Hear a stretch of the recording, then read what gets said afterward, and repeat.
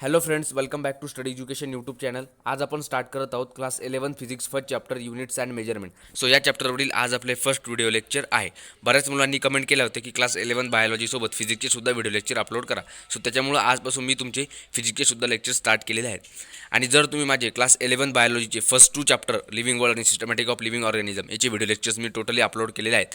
जर बघितले नसतील तर ह्या व्हिडिओ लेक्चरच्या डिस्क्रिप्शनमध्ये जा किंवा आपल्या चॅनलच्या प्लेलिस्टमधून तुम्ही ते सर्व व्हिडिओ बघू शकता आणि ते चॅप्टर एकदम बाय हार्ट कंप्लीट करू शकता, कारण तिथं पण मी एकदम तुम्हाला सोप्या पद्धतीने समजावून सांगितलेले आहे. ठीक आहे. आणि मी मित्रांनो तुम्हाला एक गॅरंटी देतो, 100% गॅरंटी देतो. एका पेजवर लिहून घ्या. जर तुम्ही माझा हे व्हिडिओ लेक्चर एंडिंगपर्यंत बघितलं ना, सो ह्या व्हिडिओ लेक्चरमध्ये तुम्हाला मी जे काही सांगणार आहे ह्या व्हिडिओच्या नंतर तुम्हाला त्याच्याबद्दल कोणताच प्रश्न शिल्लक राहणार नाही आणि तुम्हाला लाईफ टाईमसाठी हा चॅप्टर एकदम बाय हार्ट होऊन जाईल. ओके. आणि फिजिक्स जी कॉन्सेप्ट तुम्हाला एकदम हार्ड वाटत होती ती तुम्हाला इझी वाटायला लागेल. बट त्यासाठी यार तुम्हाला व्हिडिओ लेक्चर एंडिंगपर्यंत काळजीपूर्वक बघावं लागेल, तेव्हाच हे पॉसिबल आहे. कारण इतक्या सोप्या पद्धतीने आणि इफेक्टिव्ह नोट्सच्या स्वरूपात मी तुम्हाला एकदम मटेरियल तयार केलेलं आहे. त्याच्या थ्रू तुम्हाला मी एकदम सोप्या पद्धतीने टीच करणार आहे. ठीक आहे. तर मग आता इकडच्या तिकडच्या जास्त गोष्टी नाही करत, मी आता डायरेक्टली आपल्या मुद्द्यावरती येतो. आणि हां, if you are new to the channel, so यार subscribe our channel, like this video and share with your friends. Okay. चला मग आजच्या मी डायरेक्टली आपल्या टॉपिकला सुरुवात करतो. Let's get start. बघा, 11 फिजिक्सचा फर्स्ट चॅप्टर आहे युनिट्स अँड मेजरमेंट. तर सगळ्यात महत्त्वाचं म्हटलं तर हा चॅप्टर एकदम बेसिक चॅप्टर आहे. जेवढे पण आपल्या आता पुढचे फिजिक्सचे चॅप्टर आहेत ना, त्या सर्व चॅप्टरचा हा एक काय बेसिक चॅप्टर आहे. आणि हा चॅप्टर शिकणं आपलं एकदम महत्त्वाचं कर्तव्यच आहे. कारण हा चॅप्टर जर मिस झाला आपला, तर पुढचं आपल्याला बरेचसे प्रॉब्लेम येतील कॉन्सेप्ट क्लिअर करता वेळेस. ओके. जनरली ह्या चॅप्टरचा यूज तुम्हाला फिजिक्सच्या कोणत्याही ब्रांचमध्ये किंवा कोणत्याही सेक्टरमध्ये याचा यूज होणार आहे. बिकॉज आता आपण जे पुढे कॉन्सेप्ट शिकणार आहे, जसं की एक्झाम्पल डिस्टन्स झालं, डिस्प्लेसमेंट झालं, त्याचबरोबर आता करंट झालं, अशा वेगवेगळ्या थिंग्स. मग जर आपल्याला हे किंवा न्यूमेरिकल सॉल्व्ह करायचे झाले, मग जर आपल्याला जर माहीतच नसलं की याला युनिट्स कोणते लावायचे, याचं मेजरमेंट कसं करायचं, जर आपल्याला हेच माहीत नसलं तर मग हे शिकून पुढचा फायदा आहे का नाही आपल्याला कळणार नाही. मग त्याच्यामुळं ह्या फर्स्ट चॅप्टरमध्ये आपल्याला सर्व बेसिक थिंग्स दिलेल्या आहेत, ज्या की आपल्याला 100% कंप्लीट करायचे आहे. तर पुढचे थिंग्स आपल्या टोटली 100% क्लिअर होतील. ओके. तर हे तुम्हाला याच्याबद्दल मी थोडी बेसिक इन्फॉर्मेशन सांगितली आणि नीट MST CETसाठी खूप महत्त्वाचं लेक्चर आहे. आता सगळ्यात महत्त्वाचं आपण फिजिक्सला स्टार्ट केलेलं आहे. म्हणजे सगळ्यात अगोदर आपलं कर्तव्य बनतं की फिजिक्स म्हणजे काय, आपल्याला हेच महत्त्वाचं डेफिनेशन याची जाणून घेणं महत्त्वाचं आहे, किंवा फिजिक्समध्ये आपल्याला काय काय शिकायचं आहे. तर सगळ्यात मी एकदम माझ्या मनानं एकदम सोप्या पद्धतीने मी डेफिनेशन तयार केलेली की तुम्हाला समजेल. फिजिक्स म्हणजे काय बघा, it is the branch of science in which we study all the natural phenomena, त्याच्यानंतर which occurs around us such as earthquake, storm, reflection and refraction etcetera. म्हणजे फिजिक्स काय आहे, एक सायन्सची ब्रांच आहे की याच्यामध्ये आपल्याला काय करायचे, जेवढं पण हे नैसर्गिक फिनोमिना, नैसर्गिक गोष्टी आपल्या अवतीभोवती घडत असतात, जेवढे पण नैसर्गिक गोष्टी आपल्या अवतीभोवती घडत असतात, जसं की भूकंप झालं, अर्थक्वेक, वादळ झालं, आता रिफ्लेक्शन झालं, आपण 9th-10th शिकलो रिफ्लेक्शन, रिफ्रॅक्शन. म्हणजे या सर्व नॅचरल गोष्टी ज्याही आपल्या अवतीभोवती घडत असतात त्या सर्वांचा स्टडी आपल्याला काय करायचं आहे, या फिजिक्स या सायन्सच्या ब्रांचमध्ये करायचं आहे. आणि यालाच काय म्हणतात, फिजिक्स म्हणत असतात. जर तुम्ही फिजिक्सचा अर्थ बघितला बघा, फिजिक्स म्हणजे काय, भौतिकशास्त्र, की जेवढं पण आपल्या अवतीभोवती घडत असतं त्या सर्वांचं स्टडीच याच्यात आपल्याला करायचं आहे. ही डेफिनेशनना तुम्ही कुठेही यूज करा, एकदम बाय हार्ट करून घ्या, एकदम सोप्या पद्धतीने डेफिनेशन तयार केलेली. त्याचबरोबर आपल्याला फिजिक्समध्ये आता बुकनुसार बघा, physics is the quantitative science in which we measure physical quantities. तर फिजिक्स काय एक क्वांटिटिव्ह सायन्स आहे, म्हणजे न्यूमरिकल सायन्स आहे, की याच्यामध्ये आपल्याला काय करायचे, ज्या वेगवेगळ्या फिजिकल क्वांटिटी त्याचं मेजरमेंट करायचे, म्हणजे आपल्याला मापन करायचे. आता तुम्हाला क्वेश्चन पडेल की यार फिजिकल क्वांटिटी म्हणजे काय.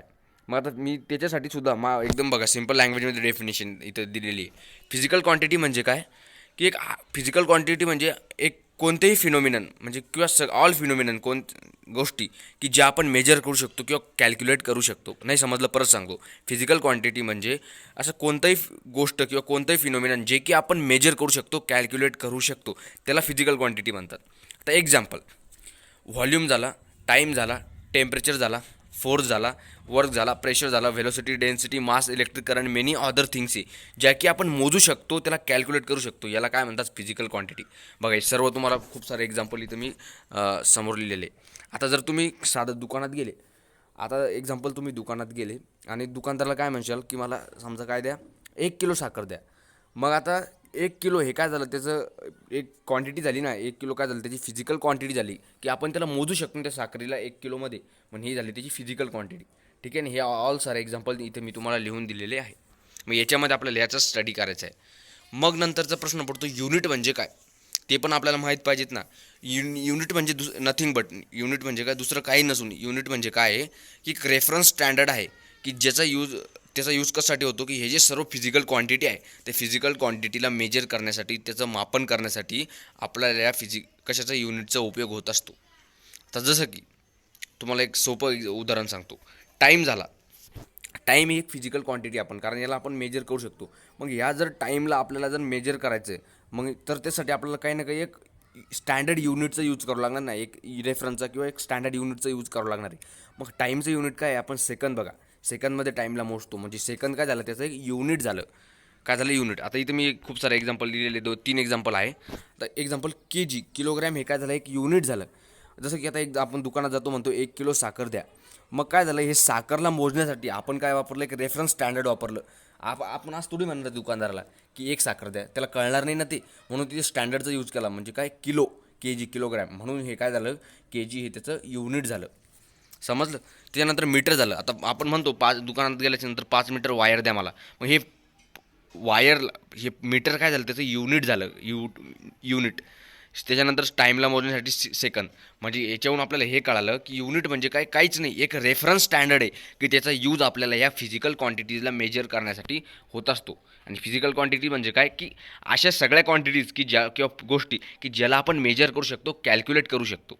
टाईम झालं, सगळं थिंग्स. ओके. त्याच्यानंतर आता सिस्टम ऑफ युनिट्स. आता त्याच्या अगोदर तुम्हाला थोडी हिस्ट्री सांगतो सिस्टम ऑफ युनिटच्या अगोदर. आता पूर्वी काय काय केलं जायचं? 3 महत्त्वाच्या फिजिकल क्वांटिटीज मानल्या जातात. 3 महत्त्वाच्या, जसं की कोणकोणत्या? लेंथ, मास, टाईम ह्या क्वांटिटी पहिले काय महत्त्वाच्या मानल्या जायच्या की दैनंदिनुसार, की याला समजा हे मेजर करता आलं म्हणजे आपल्याला समजा जे दैनंदिन जीवनातल्या गोष्टी, गरजा आहेत त्या याच्या थ्रू त्यांना वाटायचं की एवढंच महत्त्वाचं आहे 3 स्टँडर्ड. म्हणून त्यावेळेस एवढे 3च गोष्टी माहीत होत्या, क्वांटिटी. मग आता ह्या जगाच्या वेगवेगळ्या भागामध्ये ह्या लेंथ, मास, टाईम या क्वांटिटीजला मेजर करण्यासाठी वेगवेगळ्या युनिट सिस्टम काय झाल्या? डिराईव्ड झाल्या. वेगवेगळ्या युनिट सिस्टम काय झाल्या? तयार झालेल्या आहेत. मग कोणकोणत्या सिस्टम येत्या आता? जसं की CGS सिस्टम, MK सिस्टम आणि FPS सिस्टम. ह्या सिस्टम काय झाल्या की हे जे सर्व लेंथ, मास आणि टाईम ह्या ज्या 3 क्वांटिटी ज्या की पहिले महत्त्वाच्या मानल्या जाऊ लागल्या, पहिले 3च माहीत होत्या. मग ह्याला मेजर करण्यासाठी, ठीक आहे, याला काय करण्यासाठी, याचं समजा याला मेजर करण्यासाठी मग वेगवेगळं काय झालं? जगाच्या भागामध्ये वेगवेगळ्या युनिट ऑफ सिस्टम आल्या. आता सगळ्यात मग पहिली बघा CGS सिस्टम. CGS सिस्टममध्ये म्हणजे सेंटीमीटर. मग लेंथला मेजर करण्यासाठी काय केलं जायचं? सेंटीमीटर या युनिटचा यूज केला जायचा CGS सिस्टमनुसार. ज्या ठिकाणी CGS सिस्टम यूज केली जायची त्या ठिकाणी. नंतर म्हणजे याच्यातलं ग्रॅम आहे. ग्रामला कशासाठी? मासला मेजर करण्यासाठी. मास जो असतो ना, तर त्या मासला मेजर करण्यासाठी ग्राम ह्या युनिटचा उपयोग केला जायचा CGS सिस्टमनुसार. नंतर काय झालं? सेकंद झालं. सेकंद म्हणजे काय? टाईमला मेजर करण्यासाठी सेकंदचा यूज केला जायचा. मग ह्या कुठल्याही वेगवेगळ्या ठिकाणी यूज केलं जायचं. नंतर MK सिस्टम. आता MK सिस्टम काय कुठं दुसऱ्या ठिकाणी यूज केली जात असेल? मग MK सिस्टममध्ये बघा, जे आहे ते मीटर आहे. मीटर काय? लेंथला मेजर करण्यासाठी मीटरचा यूज केला जायचा. सेंटीमीटरच्या पेक्षा मोठं युनिट. नंतर के काय? त्याचं किलोग्रॅम. म्हणजे मासला मेजर करण्यासाठी किलोग्रॅमचा यूज केला जायचा अकॉर्डिंग टू MK सिस्टम. आणि टाईमला मेजर करण्यासाठी सेकंदचा यूज केला जायचा. नंतर आहे FPS सिस्टम. आता ही ब्रिटिशकालीन पद्धत आहे. आता पण सध्या आपण याचं म्हणत असतो ना, जसं की स्क्वेअर फूट फ्लॅट आहे. तुमच्या आईवडिलांकडून तुम्ही ऐकलं असेल की एवढा स्क्वेअर फूट फ्लॅट घेतला यानं त्यानं. म्हणजे हे ब्रिटिशकालीन पद्धत आहे. काय झालं? फूट झालं. लेंथला मेजर करण्यासाठी फूट. त्याच्यानंतर मासला मेजर करण्यासाठी FPS सिस्टमद्वारे P काय इंडिकेट करतो? पाऊंड. आणि टाईमला मेजर करण्यासाठी हा जो आहे याच्यातला तो सेकंद दर्शवतो. ठीक आहे. म्हणजे ह्या ह्या ज्या सिस्टम आहेत, CGS, MK, FPS, या जगाच्या वेगवेगळ्या भागामध्ये लेंथ, मास, टाईम ह्या फिजिकल ह्या क्वांटिटीजला काय मेजर करण्यासाठी यूज केल्या जायच्या वेगवेगळ्या ठिकाणी. मग पुढं एक प्रॉब्लेम क्रिएट झाला बघा. याची काय झालं? पुढे एक प्रॉब्लेम क्रिएट झाला की जे आता समजा एक्झाम्पल, जे लोक होते त्या लोकांमध्ये कन्फ्युजन क्रिएट झालं. समजा ह्या देशाची सिस्टम वेगळी असायची, एखाद्या कंट्री ती वेगळी सिस्टम असायची मोजण्याची. समजा कोणाची CGS असेल, दुसऱ्याची MKS असेल किंवा तिसऱ्याची FPS असेल. ठीक आहे. मग काय, समजा ह्या देशातला व्यक्ती त्या देशात गेला, मग काय व्हायचं? आता समजा एक्झाम्पल, इंडियाचा व्यक्ती दुसऱ्या देशात गेला, तर मग इंडियामध्ये जी सिस्टम वापरली जायची त्याच्यानुसार त्याला मेजरमेंट यायचं. मग त्या देशात गेल्याच्यानंतर त्याला प्रॉब्लेम यायचा ना, तिथली सिस्टम वेगळी असायची. मग त्याला कळायचं नाही. समजा दुकानात तिथं वस्तू विकत घ्यायला गेला, मग तो भारतीय पद्धती वेगळी असायची, तिथली पद्धत, त्याच्यामुळे कन्फ्युजन व्हायचं. त्याचबरोबर एखादा समजा देशामध्ये जो व्यापार व्हायचा, आंतरराष्ट्रीय व्यापार, त्याच्यामध्ये पण समजा एक्झाम्पल भारताने एखाद्या देशाला 10 पोते साखर दिली, एक सपोज करा, समजा त्या काळामध्ये साखर दिली, भारताचं समजा युनिट वेगळं असेल, किलोग्राम असेल किंवा अदर एखादं युनिट असेल, मग ज्या देशानं ते घेतलं त्या देशाचं काय असेल, त्या देशाचं वेगळं युनिट असेल, मग त्याला कळणार नाही की भारतानं आपल्याला नेमकी किती साखर दिली, किती सामान दिलं. अशाद्वारे काय कन्फ्युजन क्रिएट झालं. मग ह्याच्यावर काय हे कन्फ्युजनवर सोल्युशन निघण्यासाठी एक काय झालं, मग इंटरनॅशनल एक मीटिंग भरली, समजा एक जनरल कॉन्फरन्स भरली आंतरराष्ट्रीय लेवलला. त्याच्यामध्ये सगळे देश काय झाले, सहभागी झाले. मग त्याच्यामध्ये असं डिसाईड करण्यात आलं की एक सगळ्या देशांनी काय कॉमन सिस्टम यूज करायची, एक आंतरराष्ट्रीय लेवलला सगळ्या देशांमध्ये कॉमन सिस्टम असेल, हे कॉमन सिस्टम. मग ती कोणती सिस्टम डिराईव्ह झाली, प्रपोज झाली, SI सिस्टम ऑफ इंटरनॅशनल. 1971 जी कॉन्फरन्स झाली त्याच्यामध्ये ही सिस्टम रेकमेंड करण्यात आली. ह्या सिस्टममध्ये काय करण्यात आलं, मग एक कॉमन काय केलं, समजा प्रत्येक देशाला एक कॉमन फिजिकल क्वांटिटी मेजर करण्यासाठी त्यांनी युनिट ठरवून दिले. मग जसं की एक्झाम्पल आता त्याच्यामध्ये जसं की लेंथला मेजर करण्यासाठी मीटर, मासला मेजर करण्यासाठी किलोग्रॅम आणि टाईमला मेजर करण्यासाठी सेकंद. म्हणजे असं त्यांनी काय केलं, ठरवून दिले. मग प्रत्येक देश काय करायचा, मग हेच काही युनिट यूज करायचा समजा. मग त्याच्यामुळं हे कन्फ्युजन थोडं दूर झालं. याच्यामध्ये फक्त लेंथ मास टाईम, तेव्हा लेंथ मास टाईम यालाच इम्पॉर्टंट नाही देण्यात आलं SI सिस्टमच्या नंतर. मग त्याच्यामध्ये पण खूप सारे मग जे क्वांटिटीज काय झाल्या पुढं आल्या वेगवेगळ्या, जसं की इलेक्ट्रिक करंट असेल. त्याच्यानंतर हे जे बघा आपण पुढं शिकणार आहे फंडामेंटल क्वांटिटीजमध्ये electric current, temperature, luminous intensity, म्हणजे या सर्व मग पुढं काय झाले, या क्वांटिटी डिराईव्ड झाल्या SI सिस्टम अंतर्गत. समजलं तुम्हाला इथपर्यंत? इथपर्यंत पॉईंट आपला क्लिअर पाहिजेत की काय, जगाच्या वेगवेगळ्या भागामध्ये लेंथ मास टाईम याला मेजर करण्यासाठी वेगवेगळ्या सिस्टम, युनिट ऑफ सिस्टम काय झाला म्हणजे होत्या. मग त्याच्यामुळं काय झालं, समजा प्रॉब्लेम क्रिएट व्हायला लागले, म्हणून इंटरनॅशनल सिस्टम काय झाली तयार करण्यात आली. आणि इंटरनॅशनल सिस्टमद्वारे मग हा प्रॉब्लेम सॉल्व्ह झाला. एक कॉमन सिस्टम यूज करण्यात आली सगळ्या देशांमध्ये की हेच युनिट यूज मेजर करायचं आहे. आणि याचा एक फायदा आणखी नाही या युनिटचा, समजा या सिस्टमचा, की एक रिप्रोड्युसेबल आहे. म्हणजे काय की याच्यामधले युनिट याला इझिली आपण कन्वर्ट करू शकतो. जसं की एक्झाम्पल मीटरला आपण सेंटीमीटरमध्ये कन्वर्ट करू शकतो, किलोग्राममध्ये किलोमीटरमध्ये कन्वर्ट करू शकतो, इझिली करता येते. ठीक आहे ना. नंतर आता फंडामेंटल क्वांटिटीज अँड युनिट्स.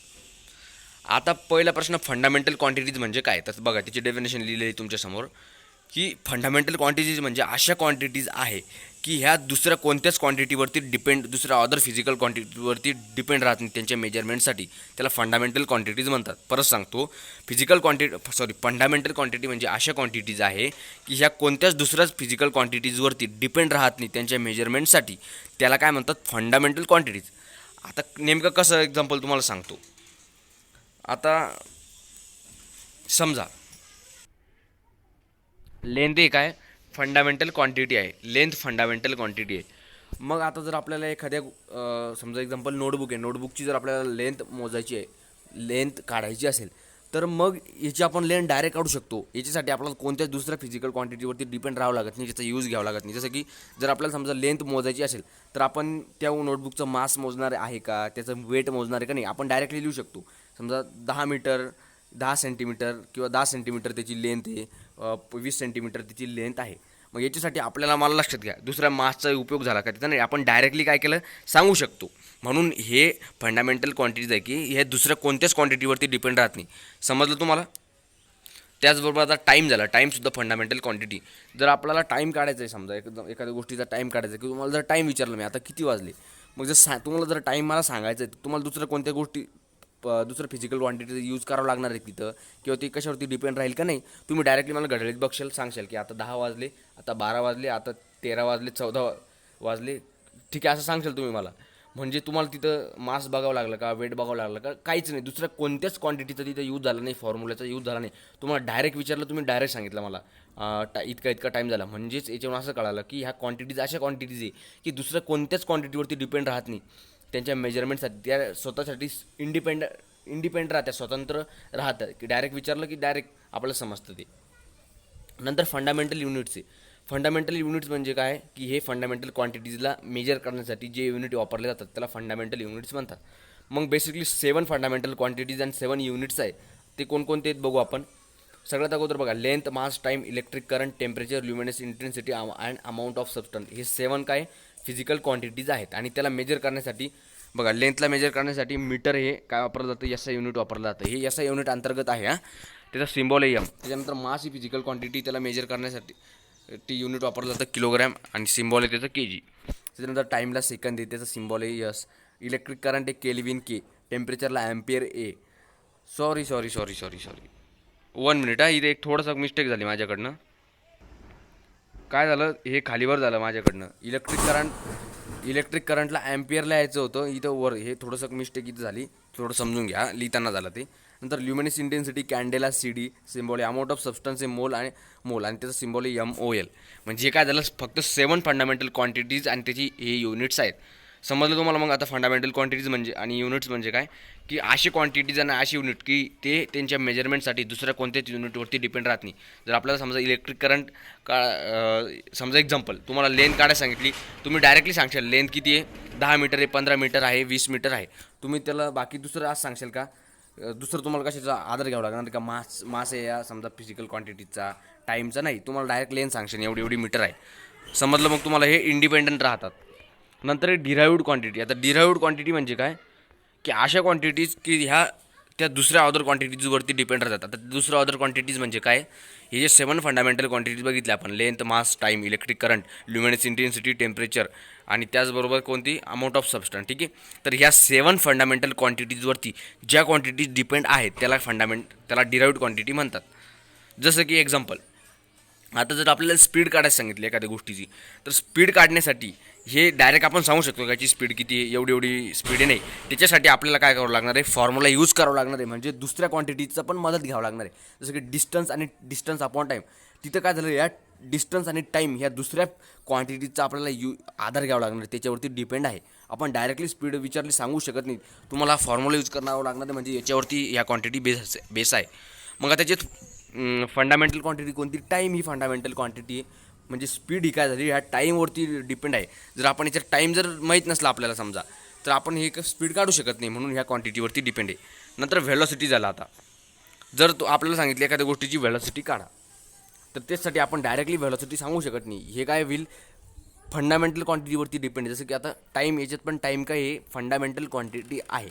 मग जर आपल्याला त्याचा जर टाईमच माहीत नसला किंवा टाईमच जर आपण इथे यूज केला नाही आपण, तर आपण हे काय करू शकत नाही, व्हेलॉसिटी ही क्वांटिटीला मेजर करू शकत नाही. समजलं मग तुम्हाला. म्हणून इथं काय समजलं आपल्याला, की डिराइव्ड क्वांटिटी म्हणजे अशा क्वांटिटी की ह्या दुसऱ्या अदर क्वांटिटीजवरती डिपेंड आहे, त्याला आपण डायरेक्टली सांगू शकत नाही. जसं की आपण फिजिकल क्वांटिटीमध्ये सांगितली, तुम्हाला जर विचारलं याची लेंथ सांगा, तुम्ही डायरेक्टली टेप लावशाल. समजा एक्झाम्पल ही वही आहे, याच्या एका टोकाला टॉप टू बॉटम टेप लावशाल, तुम्ही डायरेक्ट सांगता 10 मीटर, 15 मीटर, 20 सेंटीमीटर एवढी. तुम्हाला बाकी तिथं काही फॉर्म्युला यूज करण्याची गरज नाही. पण इथं फॉर्म्युला आणि दुसऱ्या क्वांटिटीचा पण मदत घ्यावं लागणार आहे. समजलं एवढं एकदम आतून फिलिंग्सनं सांगते मी. ओके. नंतर डिराइव्ड युनिट म्हणजे काय, एकदम सिंपल, की ह्या डिराइव्ड क्वांटिटीजला मेजर करण्यासाठी जे युनिट वापरले जातात त्याला डिराइव्ड युनिट्स म्हणतात. आणि त्याचबरोबर हे अशी युनिट्स आहेत की हे फंडामेंटल युनिट्सवरती बेस्ड असतात, डिपेंड असतात. त्याला डिराइव्ड युनिट म्हणतात. सिंपल. जसं की एक्झाम्पल, आता तुम्हाला जर व्हेलॉसिटी काढायची किंवा व्हेलॉसिटीचं युनिट, तर त्यासाठी आपल्याला माहिती आहे व्हेलॉसिटीचा फॉर्म्युला डिस्प्लेसमेंट अपॉन टाईम. मग आपल्याला काय करावं लागणार आहे, इथं ह्या व्हेलॉसिटीचं युनिट काढण्यासाठी आपल्याला त्याच्या अगोदर ह्या डिस्प्लेसमेंट आणि टाईमच्या युनिटची हेल्प घ्यावं लागणार आहे ना. कारण याचं आपण डिस्प्लेसमेंट आणि टाईम याला सॉल्व केलं तर याचं युनिट काय येईल, MS, मीटर पर सेकंद. ठीक आहे. म्हणजे काय झालं, आपल्याला असं कळालं की हे जे युनिट्स आहेत हे काय याच्यावरती डिपेंड आहे, कशाच्या युनिटवरती, अदर क्वांटिटीच्या युनिटवरती डिपेंड आहे. आता हे टाईम काय झालं, फंडामेंटल क्वांटिटी झालं, आणि याचं युनिट काय टाईमचं सेकंद आहे. मग आपल्याला इथं सेकंद ह्या युनिटचं सुद्धा इथं काय घ्यावं लागणार आहे, मदत घ्यावं लागणार आहे. तिथं यूजच करावं लागणार आहे. तिच्याशिवाय व्हेलॉसिटी निघू शकत नाही, त्याचं युनिट निघू शकत नाही. समजलं मग. म्हणजे याचं युनिट काय, मीटर पर सेकंद -1. त्याचबरोबर स्पीड झालं. आता काय झालं, स्पीड जर काढायची त्याला formula distance upon time. Speed काय झालं, फिजिकल क्वांटिटी झालं. मग फिजिकल क्वांटिटीचं जर आपल्याला मेजर काढायचं असेल तर त्याला अदर क्वांटिटी घ्यावंच लागणार तिथं आपल्याला, त्याच्यावरती डिपेंड आहे. सगळे डिस्टन्स आणि टाईम ह्या अदर क्वांटिटीज घेतल्या. मग याचं युनिट काढायचं आपल्याला, स्पीडचं डिराइव्ड युनिट काढायचं ना स्पीडचं, तर ते कशावरती डिपेंड आहे, ह्या दुसऱ्या डिस्टन्स आणि टाईमच्या युनिटवरती डिपेंड आहे. जर याचं युनिट जर आपल्याला माहीत नसलं, काढलं नाही, तर आपल्याला या स्पीडचं युनिट निघणार नाही. बरोबर आहे. म्हणून आपल्याला याचं युनिटचं इथं यूज करावं लागणार आहे. इथं मीटर सेकंद आणि त्यावर जाऊन ह्या स्पीडचं युनिट निघेल, मग मीटर पर सेकंद -1 हे त्याचं युनिट निघेल. मग समजलं आपल्याला. तुम्हाला काय एक येतात. त्याच्यानंतर डिराइव्हड क्वांटिटी युनिट्स म्हणजे एकदम सिम्पल. डिराइव्हड क्वांटिटी युनिट तुम्हाला परत परत मी रिपीट काय करतो की आपल्याला बाहेर होऊन जाव की अशी युनिट की ते 7 फंडामेंटल युनिट्सवरती डिपेंड असतात किंवा अदर युनिट्सवरती अदर क्वांटिटीजवरती डिपेंड असतात त्यांना काढण्यासाठी. आणि युनिट म्हणजे पण सेम की ह्या डिराइव्हड क्वांटिटीला मेजर करण्यासाठी जे युनिट वापरले जातात आणि जे युनिट दुसऱ्या अदर फंडामेंटल युनिटवरती डिपेंड असतात. जसं की हे काढण्यासाठी आपण टाईमचं युनिट काय फंडामेंटल सेकंद आहे, म्हणजे इथं स्पीड काढण्यासाठी सेकंद या युनिटचं तर आपल्याला मदत घ्यावंच लागली. उसके बाद में आता है आप सप्लिमेंटरी युनिट्स से.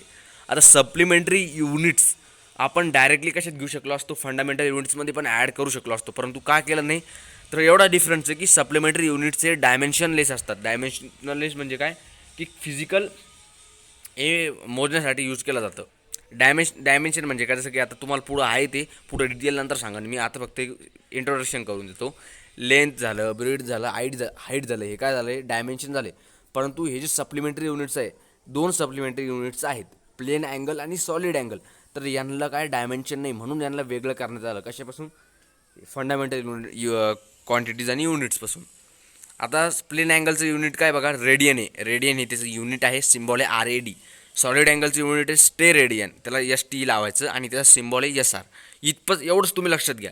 आता सॉलिड अँगल जनरली म्हणजे कसं, आता एखादा स्पेअर असतो ना, जसं भरीव गोळा स्पेअर, जसं की बॉल घेतला तुम्ही, मग बॉलमधून जर तुम्ही त्याला एक कोनिकल शेपमध्ये जर एक अँगल काढला कापून, तर त्याला काय म्हणतात, सॉलिड अँगल म्हणतात. ठीक आहे. पण प्लेन अँगल म्हणजे एखाद्या प्लेन सरफेसवरती आपण जो अँगल काढतो, जसं की एक्झाम्पल बोर्ड असेल, नोटबुकचं पेज असेल, त्याला प्लेन अँगल म्हणतात. इतपत तुम्ही लक्षात घ्या. बघा, झालं आपलं आजचं एवढंच लेक्चर होतं. हे सगळ्या माझ्या ओन नोट्स आहेत. ठीक आहे. आता मी तुम्हाला एक मिनटं शॉर्टमध्ये तुम्हाला परत एकदा समराईज करून सांगतो हे लेक्चर. फिजिक्स म्हणजे काय की सायन्सचे गुरांचे की याच्यामध्ये आपण काय करत असतो, जे नॅचरल फिनॉमेना आपल्या अवतीभोवती घडत असतात, नैसर्गिक गोष्टी, त्याचा आपण याच्यात स्टडी करत असतो. त्याचबरोबर मग हे आपण आणखीन असं शिकलो की याच्यामध्ये क्वांटिटिव्ह सायन्स आहे. आपण काय करत असतो, इथे म्हणजे फिजिकल क्वांटिटीजला मेजर करत असतो. फिजिकल क्वांटिटीज म्हणजे काय, सगळ्या क्वांटिटीज की ज्याला आपण मोजू शकतो, time, velocity, temperature, force etcetera. आणि युनिट म्हणजे काय की फिजिकल क्वांटिटीला मेजर करण्यासाठी ज्या रेफरन्स स्टँडर्डचा यूज केला जातो त्याला युनिट म्हटलं जातं. किलोग्रॅम, मीटर, सेकंद हे सगळे युनिट झाले. मग नंतर लेंथ, मास आणि टाईम हे पहिले महत्त्वाचे मानले जायचे फिजिकल क्वांटिटीज. याला मेजर करण्यासाठी पुढे जगाच्या वेगवेगळ्या भागामध्ये वेगवेगळ्या सिस्टम यूज केला जायच्या. MKS, CGS आणि FPS या सिस्टम होत्या 3. ठीक आहे. मग याच्यामध्ये काय झालं, पुढं प्रॉब्लेम क्रिएट झाला, कन्फ्युजन व्हायचं. मग त्याच्यामुळे इंटरनॅशनल सिस्टम काय झाली, प्रपोज झाली, तयार झाली. इंटरनॅशनल सिस्टम मग सगळीकडे यूज केली जायची. नंतर फंडामेंटल क्वांटिटीज आणि युनिट आहे. फंडामेंटल क्वांटिटीज म्हणजे काय की अशा क्वांटिटीज की या दुसऱ्या कोणत्याच क्वांटिटी त्यांच्या मेजरमेंटसाठी कोणावरती डिपेंड राहत नाही, त्याला फंडामेंटल क्वांटिटीज म्हणतात. जसं की एक्झाम्पल झालं, आता समजा तुम्हाला सांगायचं झालं तर ते म्हणजे तुम्हाला ऑलरेडी सांगितलं, एखाद्या नोटबुकची लेंथ काढायची सांगितली तर आपण डायरेक्टली नोटबुकच्या एका टोकापासून दुसऱ्या टोकापर्यंत आपण डायरेक्टली टेप लावू आणि काढू. त्यासाठी आपल्याला त्या मास त्याची कोणत्याच क्वांटिटीची मदत लागणार नाही. आपण डायरेक्ट सांगू 10 मीटर, 10 सेंटीमीटर, 15 सेंटीमीटर असं. आणि फंडामेंटल युनिट म्हणजे काय की या क्वांटिटीजला मेजर करण्यासाठी, फंडामेंटल क्वांटिटीजला मेजर करण्यासाठी हे युनिट वापरले जातात, त्याला फंडामेंटल युनिट म्हणतात. हे 7 फंडामेंटल युनिट्स ते बघून घ्या, तुम्हाला सांगितलं ऑलरेडी. डिराइव्हड क्वांटिटीज म्हणजे काय की अशा क्वांटिटीज की ह्या दुसऱ्या अदर 7 ह्या ज्या फंडामेंटल क्वांटिटीज आहेत 7 की याच्यावरती डिपेंड असतात, त्याला डिराइव्हड क्वांटिटी म्हणतात. जसं की स्पीड झालं, स्पीड काढायचं आहे आपल्याला, तर आपण डायरेक्ट स्पीड सांगू शकत नाही, त्यासाठी आपल्याला दुसऱ्या क्वांटिटीची मदत घ्यावं लागणार आहे. जसं की डिस्टन्स, टाईम झालं. टाईम हे फंडामेंटल क्वांटिटी म्हणजे ह्या क्वांटिटीचं आपल्याला इथं मदत घ्यावंच लागणार आहे, त्याच्याशिवाय ही डिराइव्हड क्वांटिटीचं मेजर सांगू शकत नाही. व्हेलॉसिटी झालं, त्याचा फॉर्म्युला डिस्प्लेसमेंट अपॉन टाईम हे डिराइव्हड क्वांटिटी आहे, त्याचा आपल्याला इथं मदत घ्यावं लागणार आहे, त्याच्याशिवाय व्हेलॉसिटी निघणार नाही. आणि डिराइव्हड युनिट म्हणजे काय तेच तुम्हाला ऑलरेडी सांगितलं मी की ह्या डिराइव्हड क्वांटिटीला मेजर करण्यासाठी हे युनिट आपण जे वापरतो त्याला डिराइव्हड युनिट म्हणतात. समजलं. आणि डिराइव्हड युनिट किती, खूप सारे डिराइव्हड युनिट आपण काढू शकतो, जे की फंडामेंटल क्वांटिटीज सोडून जे सगळे क्वांटिटीज आहेत त्याला काय म्हणतात, डिराइव्हड युनिट क्वांटिटीज. समजलं. तर हे झालं आजच्या व्हिडिओ लेक्चरचं समरायझेशनसुद्धा, म्हणजे मी तुम्हाला एकदम डिटेली सर्व समजून सांगितलं. आय होप तुम्हाला हे लेक्चर आवडलं असेल आणि तुम्हाला फिजिक्सचं म्हणजे एकदम सिम्पल तरी वाटायला लागलं असेल की फिजिक्स एकदम सिम्पल आहे. तर अशाच पद्धतीने मी तुम्हाला असे नवीन व्हिडिओ लेक्चर जेवढे पॉसिबल राहील माझ्यासाठी मी सर्व तुमच्यासाठी घेऊन येत राहील. ठीक आहे. तुमचं एकच काम आहे आता, चॅनलला सबस्क्राईब करा, व्हिडिओला लाईक करा आणि कमेंट करून सांगा यार की कसं वाटलं, तुमचे रिॲक्शन कळवा, मला मोटिवेट होतो मी त्याच्याहून. आणि तुमच्या सगळ्या फ्रेंड्सपर्यंत आपले व्हिडिओ लेक्चर चॅनल शेअर करा. ठीक आहे. आता जास्त दुनियादारीच्या गोष्टी करत नाही, कारण ऑलरेडी आपल्याला थोडा वेळ झालेला आहे. ठीक आहे. So bye, take care, have a nice day, and always be positive, confident. Bye, take care.